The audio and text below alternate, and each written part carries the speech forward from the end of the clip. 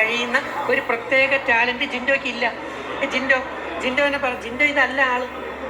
ജിൻഡോ ഈ ഷോയിൽ കയറുമ്പോൾ ഇതല്ല. ജിൻഡോ ആക്രമണ സ്വഭാവം, അല്ലെങ്കിൽ വായി തോന്നി കയറി വിളിക്കുക, അല്ലെങ്കിൽ ദേഷ്യപ്പെടുക, മുൻകോപം ഉണ്ടാക്കുക എന്നൊക്കെ പുള്ളി തന്നെ പറഞ്ഞില്ലേ. പക്ഷെ ഇപ്പോൾ ഉള്ള ജിൻഡോ, ഷോ കഴിഞ്ഞ് പുറത്തിറങ്ങിയ ജിൻഡോ എവിടെയെങ്കിലും സംസാരിക്കുന്നുണ്ടോ? എന്തുകൊണ്ട് സംസാരിക്കുന്നില്ല? മാനസാന്തരപ്പെട്ടു. ഇയാൾ എന്തൊക്കെ ഈ പറയുന്നത്? എന്താണ് രജിത്തണ്ണ? പഴയ പോലെയാണോ?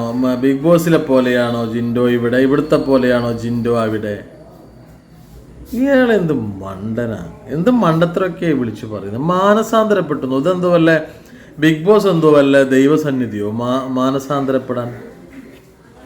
ഈയിടോ എൻ്റെ രജിത് ഭായ്, അതിന് പല കാരണങ്ങളുണ്ട്. നിങ്ങൾക്കത് അറിയോന്ന് എനിക്കറിയില്ല.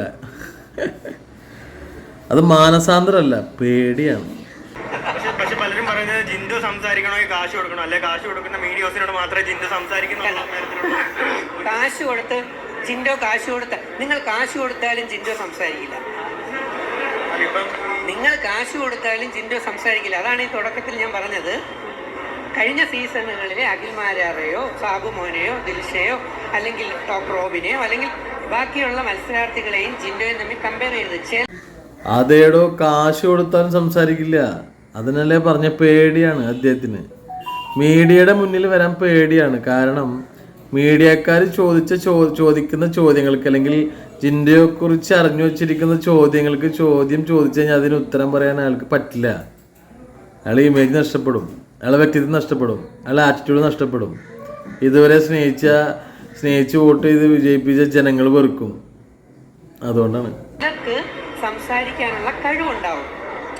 ഈ സംസാരത്തിൽ തന്നെ നമ്മൾ നോക്കിയാൽ ഇപ്പോൾ ജാസ്മിനെയോ ജിൻഡോയെയോ തമ്മിൽ ചേർക്കുമ്പോഴും ചിലർക്ക് സംസാരിക്കാനുള്ള കഴിവുണ്ടാവും. ആ പറഞ്ഞത് കറക്റ്റാണ് രജിത് ഭായ്. കാരണം കഴിഞ്ഞ സീസണിലെ ഈ റോബിൻ, ദിൽഷ, അല്ലെങ്കിൽ കഴിഞ്ഞ വിന്നറായിട്ടുള്ള നമ്മളുടെ അഖിൽമാരാറ്, അതിന് മുമ്പത്തെ നമ്മളുടെ മറ്റുള്ള കണ്ടസ്റ്റൻസിനൊക്കെ വെച്ച് നോക്കുമ്പോൾ അവരൊക്കെ നീറ്റ് ആൻഡ് ക്ലീനാണ്. അവർക്ക് മീഡിയയുടെ മുമ്പിൽ വരാൻ ഒരു ധൈര്യമായിട്ട് വരാം. കാരണം അവർ നീറ്റ് ആൻഡ് ക്ലീൻ പേഴ്സൺസ് ആണ് എല്ലാവരും. അതിന് മുമ്പ് മണിക്കൂട്ടനാണെങ്കിലും അതിന് മുമ്പുള്ള ഇതിൻ്റെ ഗ്യാപ്പിൽ വന്ന, അല്ലെങ്കിൽ ഇതിലുള്ള വിന്നേഴ്സ് ആവാത്ത കണ്ടസ്റ്റൻസ് നോക്കിക്കുമ്പോൾ വെരി ക്ലീൻ ബൗണ്ടറി ബാക്ക്ഗ്രൗണ്ട് ഉള്ളവരവർ. അതുപോലെയാണോ ഇയാൾ? മഹാബോറൻ. അതുകൊണ്ടാണ് അയാൾക്കറിയാം അയാൾ മോശമാണ്, എൻ്റെ കുറേ കാര്യങ്ങൾ പുറത്തേക്ക് വരും, ഞാൻ നാറും എന്ന് അയാൾക്കറിയാം. അതുകൊണ്ടാണ് മീഡിയക്ക് മുന്നിൽ വരാത്തത് എൻ്റെ രജിത് ഭായ്. ചിലരെ വളയ്ക്കാൻ നല്ല കഴിവുണ്ടാവും ഇല്ലേ? നീ നോക്ക്, നീ ഇവിടെ വന്ന് എന്നെ നന്നായിട്ട് വളച്ചില്ലേ മോനെ? ഞാൻ വേറെ പറഞ്ഞു, എൻ്റെ പേര് മറന്നുപോയി. ജിത്തു ഇവിടെ വന്ന് എന്നെ സൂപ്പറായിട്ട് വളച്ചില്ലേ? വേറൊരാൾ വന്ന് എന്നോട് ഇങ്ങനെ ചോദിച്ചിരുന്നു. പക്ഷെ അയാളുടെ വളപ്പ് ശരിയല്ലാത്തതുകൊണ്ട് ഞാൻ പറഞ്ഞു ഇനിയിപ്പോൾ ബിഗ് ബോസ് പറയണ്ടല്ലോ എന്ന് പറഞ്ഞു. പക്ഷെ നീ എന്നെ സൂത്രത്തിൽ വളച്ചു. അപ്പം ആ കഴിവ് മറ്റേയാളിനില്ല എന്ന് പറഞ്ഞാൽ അയാൾ മോശമല്ല. അപ്പം അത് ഞാൻ നേരത്തെ പറഞ്ഞ കഴിഞ്ഞു പോയ മത്സരാർത്ഥികളെയും വിജയിച്ച വ്യക്തികളെയും കൂടെ ഉണ്ടായിരുന്ന സംസാരിച്ച ആൾക്കാരെ വളച്ചു വീഴ്ത്താനും പച്ച കള്ളത്തിനെ സത്യമാക്കി കാണിക്കാനും ആടിനെ പട്ടിയാക്കാനും പട്ടിയെ പേപ്പട്ടിയാക്കാനും ഒക്കെ കഴിയുന്ന കുറേ വിദഗ്ധരായ സംസാരത്തിൽ ആൾക്കാരെ വളച്ചെടുക്കാൻ പറ്റുന്ന കുറച്ച് മനസ്സിലായി.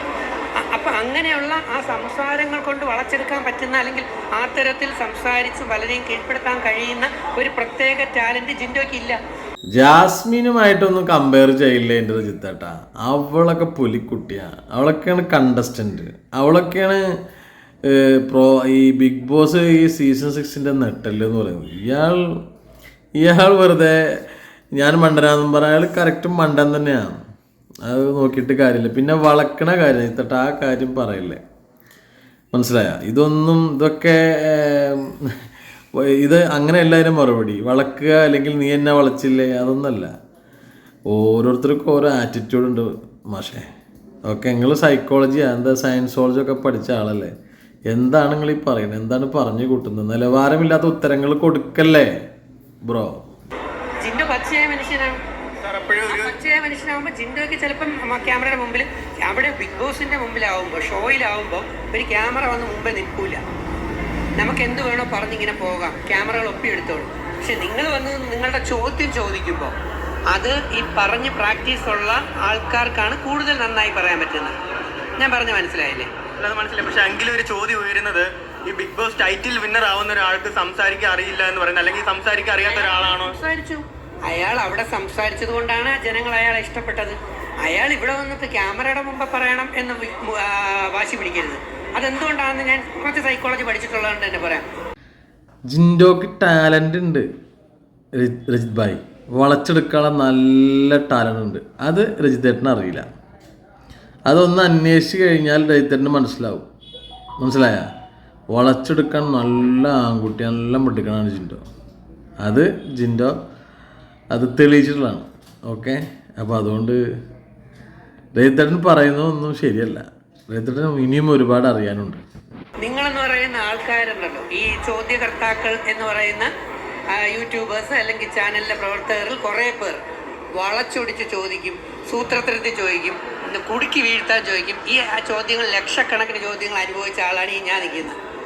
രജിത്തേട്ടൻ്റെ ആ ഒരു വാക്കുണ്ടല്ലോ, ഈ മീഡിയയുടെ മുന്നിൽ വന്നിരുന്ന് ചോദ്യങ്ങൾ ചോദിച്ചു കഴിഞ്ഞാൽ അവൻ കുടുങ്ങിയാൽ, അവനെ കൊടുക്കുന്ന ചോദ്യങ്ങൾ ചോദിച്ചാൽ, സത്യസന്ധനായ ഒരാൾ എന്തിനാണ് കുടുങ്ങുന്നത്? ചോദ്യങ്ങൾക്ക് മറുപടി പറഞ്ഞൂടെ?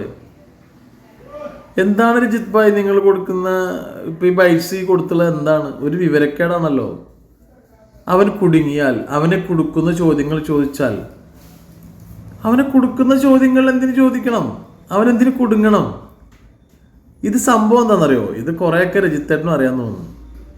മീഡിയയുടെ മുന്നിൽ വന്ന് പെട്ട് കഴിഞ്ഞാൽ അവൻ കുടുങ്ങുമെന്ന് ഉറപ്പാ. കൊടുക്കുന്ന ചോദ്യങ്ങൾ അവൻ കുടുങ്ങും. ചില കാര്യങ്ങൾ ചോദിച്ചാൽ അവൻ കുടുങ്ങും. അവനക്കൊന്നും പറയാനുണ്ടാവില്ല രജിത് ഭായ്. What a man. ചലഞ്ച് തന്നെ ചെയ്തവർ പറയുന്നു, നിങ്ങൾ ഏത് തരം ചോദ്യങ്ങളും ചോദിക്കും, ഞാൻ ഉത്തരം പറയും. ഇത് അഹങ്കാരം, അഭിമാനമല്ല.